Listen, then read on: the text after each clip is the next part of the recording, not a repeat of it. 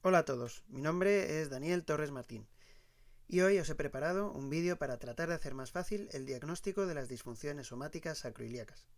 En concreto, os hablaré de las disfunciones sacroiliacas según el modelo biomecánico y diagnóstico propuesto por Fred Mitchell.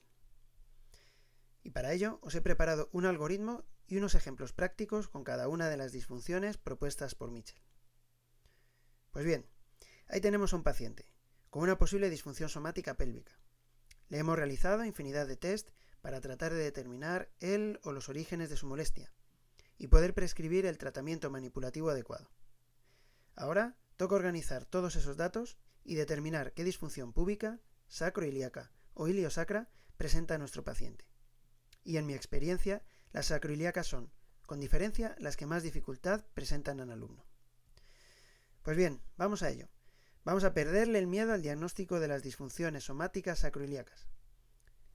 Y ahí están, las 10 posibles disfunciones somáticas propuestas en el modelo de Mitchell. Como podéis ver en el algoritmo, tenemos 3 colores claramente diferenciados. Por un lado, en verde, tendremos los test y las referencias óseas del sacro. Referencias óseas que valoraremos mediante la palpación. En color naranja, los resultados de estos test, así como si ese sacro presenta una buena o una mala nutación. Y en azul, los resultados, es decir, el diagnóstico. En la parte superior del algoritmo tenemos el caso de un paciente en el cual el test de flexión en sedente ha dado positivo en alguno de los dos lados. Además, a la palpación sacra encontramos una base sacra profunda y un ángulo inferolateral posterior-inferior o prominente. Vuelvo a repetir. Vamos a fijarnos en la base sacra que queda profunda y en el ángulo inferolateral que queda más prominente. De este modo, podemos tener que estos dos hallazgos, la base sacra profunda y el ángulo inferolateral más prominente, pueden encontrarse o bien de forma homolateral, en el mismo lado, o contralateral, en lados opuestos. Los hallazgos homolaterales van a representar tanto las flexiones como las extensiones unilaterales. Podremos diferenciar si hay una buena nutación o una mala nutación, encontrando en una buena nutación las flexiones unilaterales izquierda y derecha, y en el caso de una mala nutación, las extensiones unilaterales izquierda y derecha. Cuando los hallazgos son contralaterales, estamos en aquellos casos de torsiones, o bien anteriores, cuando tenemos una buena nutación, o bien posteriores, en los casos en los que el sacro presenta una mala nutación. Dentro de las torsiones anteriores, es decir, con buena nutación, tendremos la torsión izquierda sobre el eje oblicuo izquierdo, o torsión izquierda-izquierda, y la torsión derecha sobre el eje oblicuo derecho, o torsión derecha-derecha. Cuando tenemos una mala nutación, encontramos las torsiones posteriores, teniendo la torsión izquierda sobre el eje oblicuo derecho, o torsión izquierda-derecha, y la torsión derecha sobre el eje oblicuo izquierdo, o torsión derecha-izquierda. Podemos encontrarnos otro escenario distinto en el cual el test de flexión en sedente nos dé negativo. Sin embargo, el test de la cigüeña nos dé positivo de forma bilateral. Esto lo que nos indica es que la articulación sacroiliaca está fijada tanto en el lado derecho como en el lado izquierdo.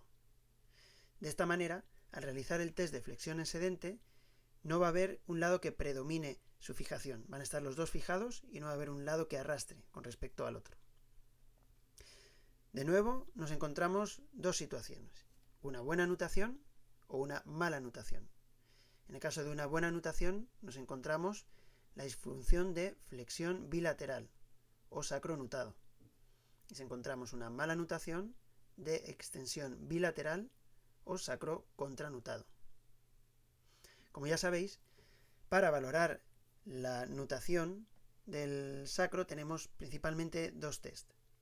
O bien el test de rebote lumbosacro, donde un buen rebote nos va a indicar que hay una buena nutación, y la posición de la esfinge, en la cual al realizar una extensión lumbar, el sacro va a ir hacia flexión o nutación y nos va a indicar cómo se encuentra en esa posición, si la disfunción o esos hallazgos se corrigen o por el contrario se acentúan.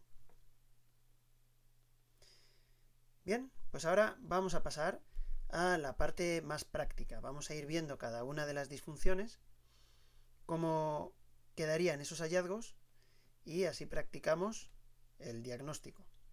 Vamos a comenzar con los hallazgos contralaterales.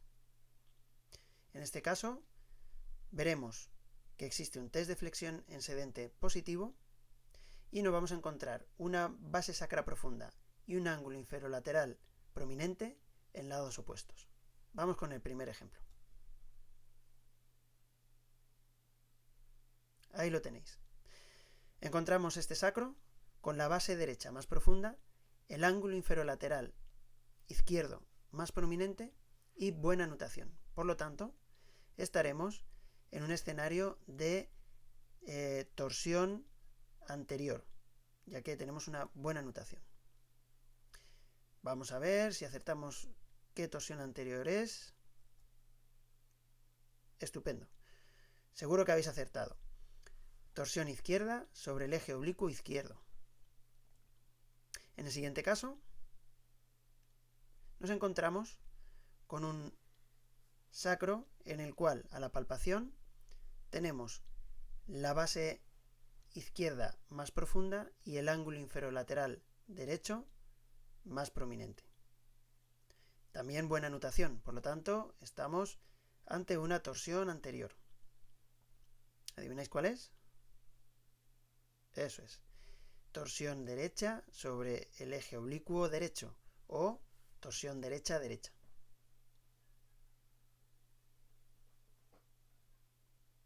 Ahora vamos con las torsiones posteriores, puesto que nos vamos a encontrar con una mala nutación.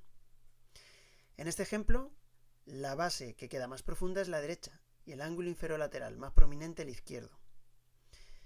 Ojo, aquí tenemos que tener en cuenta que hay una parte del sacro que se va hacia posterior.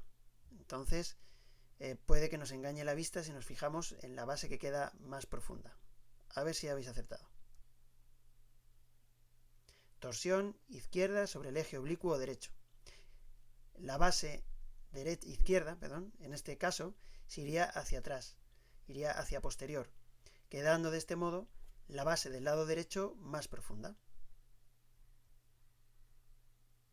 Y el último caso de torsiones sería similar al anterior, pero los hallazgos en el lado opuesto. Teniendo la base del lado izquierdo más profunda y el ángulo inferolateral del lado derecho más prominente. Mala nutación también, por lo tanto, tenemos una torsión derecha sobre el eje oblicuo izquierdo.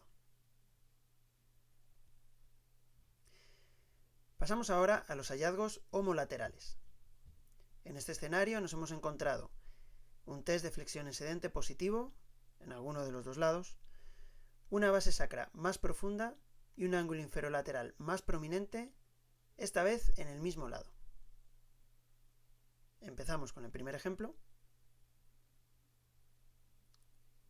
Y ahí tenemos un sacro que presenta la base izquierda más profunda y el ángulo inferolateral izquierdo más prominente.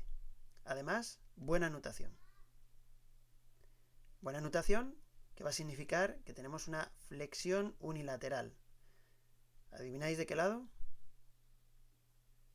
Perfecto, una flexión unilateral izquierda. En el siguiente caso, los hallazgos los encontramos en el lado derecho, tanto la base profunda como el ángulo inferolateral más prominente. De nuevo, buena nutación, por lo tanto, otra flexión unilateral. Esta vez es fácil, ¿verdad? Una flexión unilateral del lado derecho.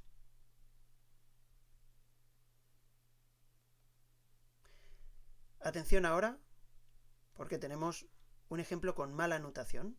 Encontramos ambos hallazgos, base profunda y ángulo inferolateral prominente, en el lado derecho. Además, mala nutación, por lo tanto, una extensión unilateral. ¿Habéis adivinado el lado? Estupendo. Extensión unilateral izquierda. Y por último, tenemos un ejemplo muy parecido al anterior, donde los hallazgos están al lado izquierdo, tanto la base profunda como el ángulo inferolateral prominente, y además, de nuevo, mala anotación.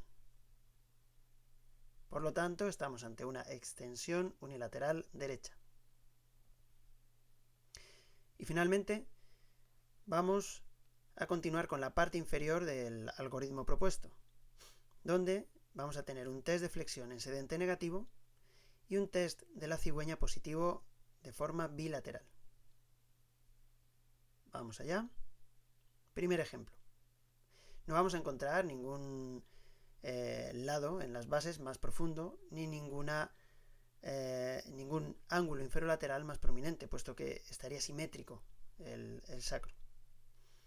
Además tenemos buena nutación, sencilla, ¿verdad? Una flexión bilateral o nutación. Y por último, al igual que en el caso anterior, ninguna de las bases es más profunda, ninguno de los ángulos inferolaterales es más prominente. Y hay mala nutación, por lo tanto al sacro le va a costar ir hacia la flexión. Ya lo sabéis, ¿verdad? Estamos ante una extensión bilateral o contranutación sacra. Pues esto ha sido todo. Espero que os haya sido útil esta presentación. Si tenéis alguna duda o sugerencia, podéis contactar conmigo. Aquí os dejo algunos enlaces. Hasta el próximo vídeo.